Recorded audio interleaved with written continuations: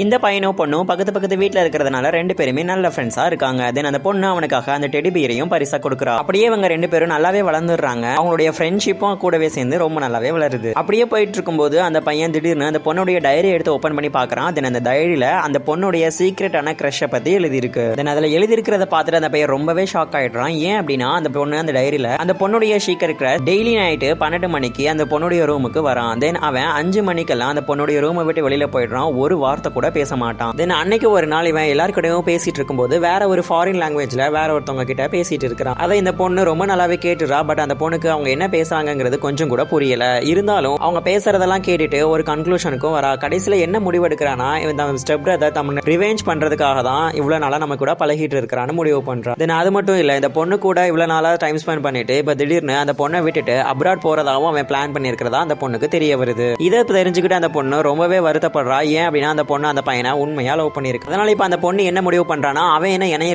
Revenge பண்றது, நான் தான் அவனுக்கு பதிலடி கொடுக்க போறேன்னு நினைச்சுக்கிட்டு அந்த பொண்ணும் அப்ராடுக்கு கிளம்பி போயிடுறாங்க. இந்த எல்லா உண்மையை தெரிஞ்சுக்கிட்டு அந்த பொண்ணுடைய பாய் ஃப்ரெண்டும் அந்த பொண்ணுடைய விசா சம்பந்தப்பட்ட எல்லா மெசேஜையுமே ஓபன் பண்ணி பாக்குறான். தென் அப்பதான் அவனுக்கு தெரியுது இந்த பொண்ணு இந்த கண்ட்ரிக்கு போறாங்கிற எல்லா விஷயமே. தென் இந்த பொண்ணை எப்படியாவது தடுத்து நிறுத்தணும்னு சொல்லிட்டு நிறையவே குறுக்குத்தனமா முயற்சி பண்றான். பட் அவனுடைய எந்த முயற்சியுமே வேலை செய்யல. கடைசியில் அந்த பொண்ணு எப்படியோ ஏரோப்ளேனை பிடிச்சிட்டு அப்ராடுக்கு போயிடுறாங்க.